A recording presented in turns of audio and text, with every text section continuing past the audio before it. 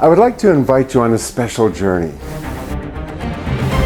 A journey of exploration to discover the splendor, to feel the excitement, and to experience the wonders of painting outdoors in one of America's most stunning locations, Mount Shasta.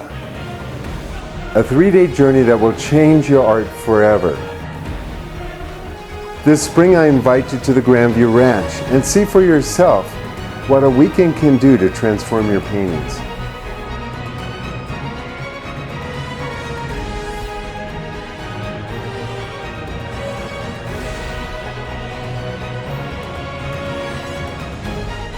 Everything you need to know is on our website, www.stefanbaumann.com.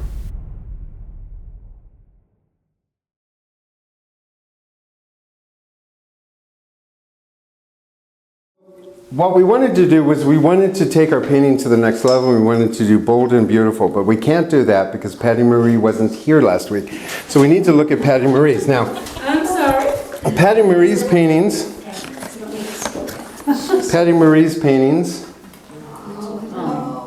are small and beautiful and petite, but they're gorgeous. So how did you like painting? How many paintings did you do? I did 2, and that one was a real, the purple in the flower was magnificent, and I couldn't make it happen, and I kind of lost heart with the painting, but then I decided to like keep working at it a little bit, and maybe it was kind of like I wanted to do the black on black of the little box that the plant is in.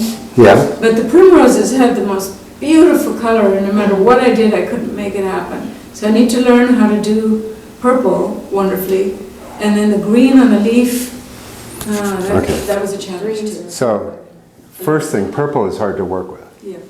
But when you're looking at that flower and it's so beautiful, this is the problem with alla prima painting. Yeah. So you're sitting there, you've got a light like this, you got it set up, and you're like, oh! It was breathtaking. Yeah. That's real. Yeah.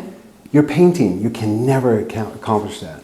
So you're sitting there striving to make it work. It ain't going to happen. You're not going to get there. You're going to get close. That is stunning purple. When we put it up here, everybody's like, oh! But you're not going to get what's real. Yeah. You'll never match that. And that's what's so frustrating with working from life. Yeah.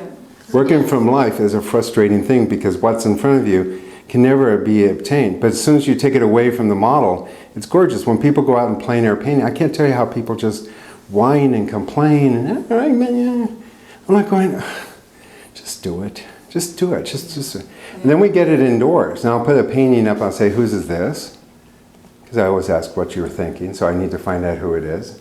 And we'll just sit around and wait. And a minute or two will pass, and they go, oh, that's mine. And I go, yeah. Why didn't you say? Well, that looks so much better than what I thought I did.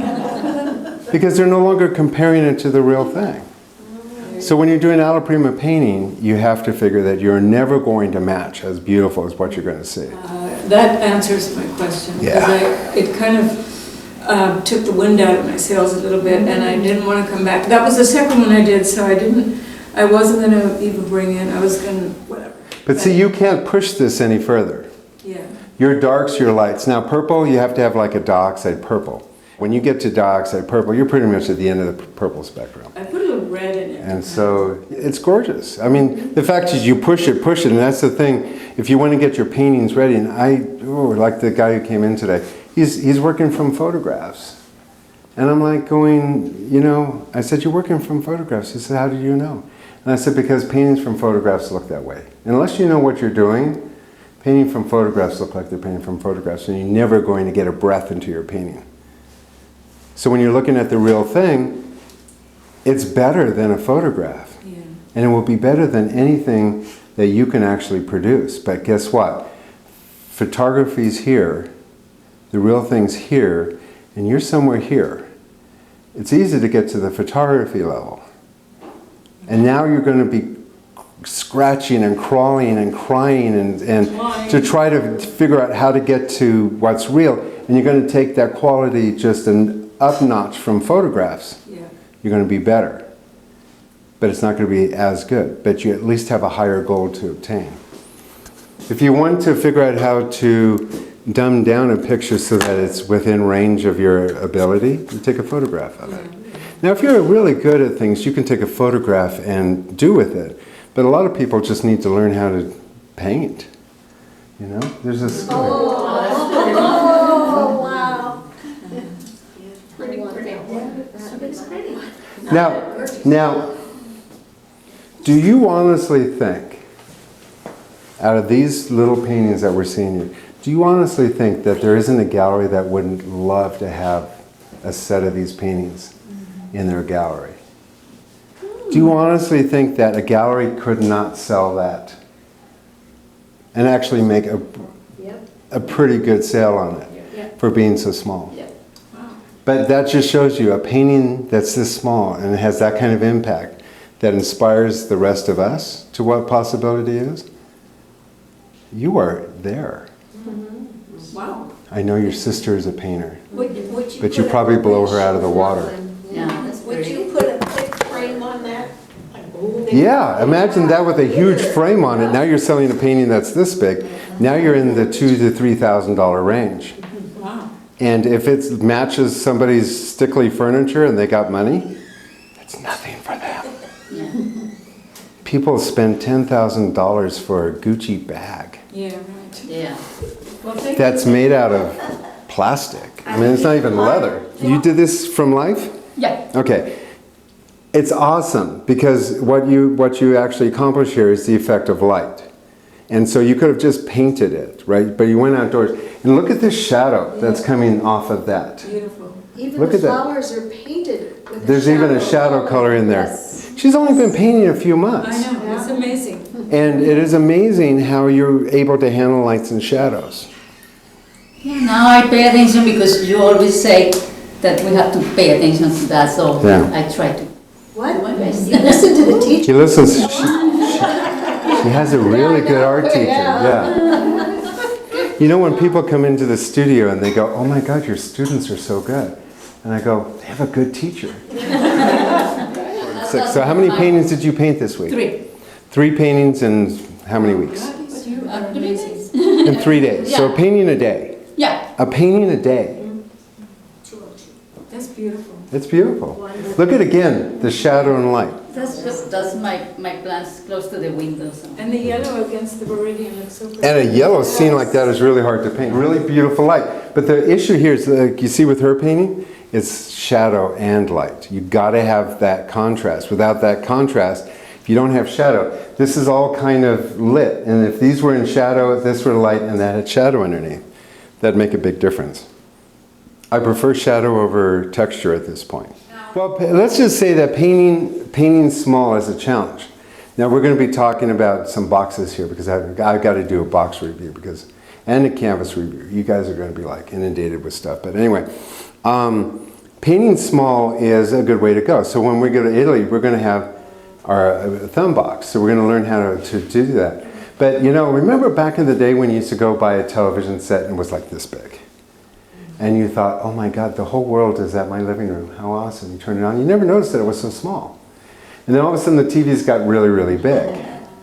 And so yeah, if you have a choice, you want a really big TV, right? You don't want to give that away.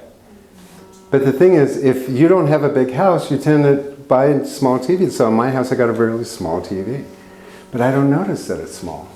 Once you focus in on something that tight, it now becomes big. So I paint very big paintings, and I love painting big. But when I start painting small, once my brain goes there, all of a sudden, it seems big. Your body just takes it over. And it's kind of the same thing when you put those new goggles on that's supposed to give you the reality. Those pictures are like this big, but they're so close and so in front of you that all of a sudden, everything is huge. You feel like you're there. So your spatial relationship, you get up close to it, very intimate. Before long, you're doing like this. All of a sudden, that picture becomes a lot bigger. But it is a challenge to work your brush and stuff around there. And you know, you're kind of a big personality kind of gal. If you do coaching with me, the first thing that I have students do is that I have them do a couple of experiments. But one of the experiments they do is actually a white egg on a white plate on a white background. So that was my request with you. Then what you need to do is move the lighting around till something happens that's more interesting than the eggs in the plate. In order to do that, you have to have lots of shadow. Okay. A good painting is 90% shadows, 10% light, which means the whole painting's got to be mostly dark in shadow, and then you bring light. That's a good painting. A great painting is 5% light. The rest of the painting is shadow. So you need a beam of light and everything else to go into shadow. When we were like looking at her painting, she's got that light hitting, but you have to have shadow to have that happen. So you're not putting that emphasis on light. You can't imagine it's a stage. So like with this painting here, where's the central focal point? This light's hitting it, I can't see it.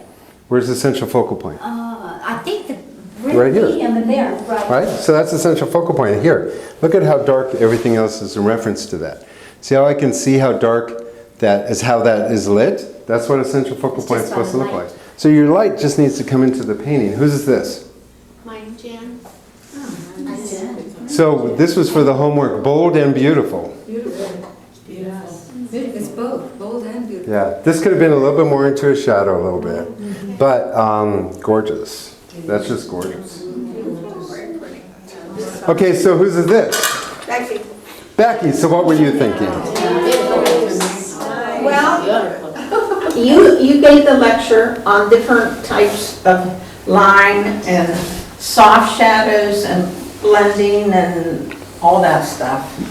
So I had that in my head, and then you start to say, paint what you want and be bold and use big brushes and have flow and instantly I got that picture in my head. Yeah. But okay, so we're talking about being bold and beautiful and expressive and fantastic and outrageous, like the woman that you are. So it's a portrait of Queen Anne because it's your chair that's a Queen Anne. Yeah. So you set this up, you have a Queen Anne chair in here, you have this, and it's amazing. It's really beautiful. The thing is, you know, what we're looking at though is it because you're so impressed with the Queen Anne and the material and stuff, is it a chair covered with material or is it an effect of light? We have a painting of a chair with an apple on it. Yes. And unfortunately, I'm kind of still getting the feeling that it's a thing painting. It's a Beautifully lit, but it's a thing painting. And it's important for us to kind of evaluate the difference between a thing or effect. Because you have beautiful effects in here, but the problem is if like I told her, a good painting is 10% light and 90% shadow. You have a lot of light going on here. And so when you sit there and you go, what's your central focal point? And you say the light up here or whatever like that. You have a red in there. Now red can be a central focal point. Red ends up being kind of the central focal point because it's a different shape and a different color than the rest of the painting. Yeah. So what we're going to do is we're going to change the lighting a bit. Now this is so you're not the only one that has this. So if we actually put the rest of the painting into shadow,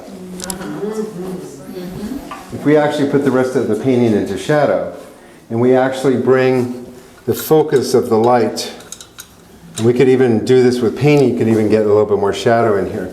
Now all of a sudden there's a little bit more feeling of the lighting effect. Okay, so now the lighting is in here hitting the apple. All right. And so the light's really, and then this is falling into shadow. This should be falling into shadow more too. Okay. Then if we actually look at it too, let's open it up again, you missed a checking opportunity. So if this is light over here, you want to darken this. If the light's coming this way, you want to darken here so that pops. And then where this shadow is, see the shadow, it doesn't pull the chair out. So you should have lightened around the background light there. I thought that would make it more of a thing. No, it just brings more of a lighting effect. But anyway, it's still very beautiful. Whose is this? That's a Dottyism. That's beautiful. Yeah, and Dotty all over it. Beautiful. You need to stay big. It's beautiful. Love it. Beautiful.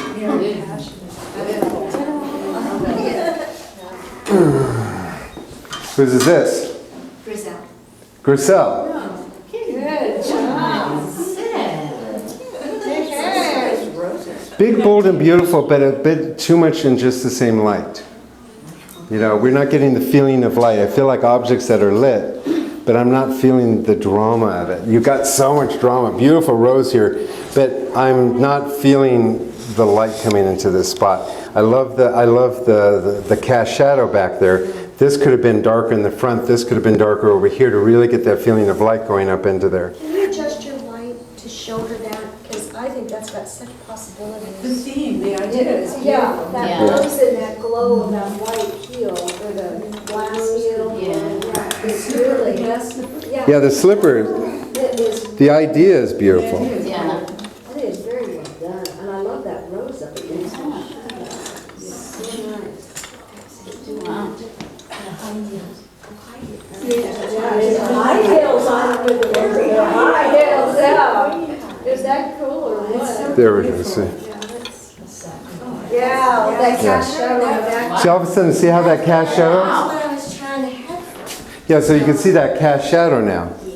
See? Really times. Yeah, but you didn't see that cast shadow till you actually got that light. So this is all distracting in here. Well, I saw it at home, but I didn't know how to Just glaze it. go and. Just glaze it. But you got to watch it when you paint it. You don't want to. Yeah, you don't want to paint. You don't want to rely on glazing. But if you had to, you could fix it. But the thing is, you got to learn to see, and half the time you don't have your subject matter lit well.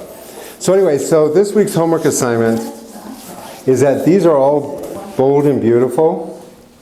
Why are you sitting here?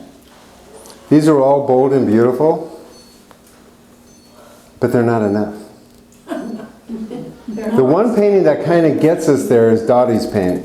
Whoa, no way. Dottie's painting is bold and beautiful and wonderful. But they're not enough. They're not big enough. They're not bold enough. Oh, that sounds afraid of. I want a bigger painting. I want a bigger statements, bigger life. And the thing is, what I want this week too, is I want your painting to be autobiographical. I want something about who you are, something you've seen. I want you to spend the next day or two looking around at something that you go, oh, whoa, that's big, bold, and beautiful. Don't try to fulfill the fantasy of something that you don't know by looking at pictures. What are you doing? I went had to see the car go, and it did start. Okay, good. Good. So, okay, so we want something bold and beautiful, bigger, louder, closer. Yours could be closer. Don't think of objects. Great idea, but bold, beautiful, wonderful. Jan, yours is close. Yours is on it too. You and Dottie, like awesome, but bigger canvas. Do a 30 by 40. That size of a painting is nothing for you. You paint like crazy like that. Paint quick, big, and bold. Okay? From a photo or big? I don't care. I prefer working from something live, but it's hard to kind of wheel in something if that's that big, bold, and wonderful. Or if you could see it, right? But I want you to paint bigger. These 16 by 20 is nice, but it's still considered small. Oh, wow. You don't get big until 24 by 36. Oh, really? 20, I would say 20 by 30. No, 24 by 30 is when you start getting big. So 20 by 30, 24 by 36, those are big canvases. 24 by 36 is more rectangle, 20 by 30 is square. So 20 by 30 is kind of forgivable? 20 by 30 is when you start going. 60 by 20 is still small. Bold color, bold strokes. Can you paint a square one? You could paint square. Okay. You could paint, but bigger. If you can go 30 by 30, 40 by 40, 50 by 50, why not? If you can get in your car, bring it down. I'm tired of these little tiny paintings. Quit dinking around. We did a whole month's worth of 4 by 5 canvases. Stop it. Paint big and bold and beautiful. Okay? Go home. So that's our homework. That's your homework. If you'd like to take your painting to the next level, regardless at whatever level you are, please feel free to contact me personally at 415-606-9074. Join us on a 3-day experience that will rediscover and rekindle your passion and desire for painting outdoors. Everything you need to know is on our website, www.stefanbaumann.com. Join us on our website, thegrandview.org, and get more information about our show. There you can download our free book, Everything You Need to Know About Outdoor Painting, along with a free diagram of today's subject.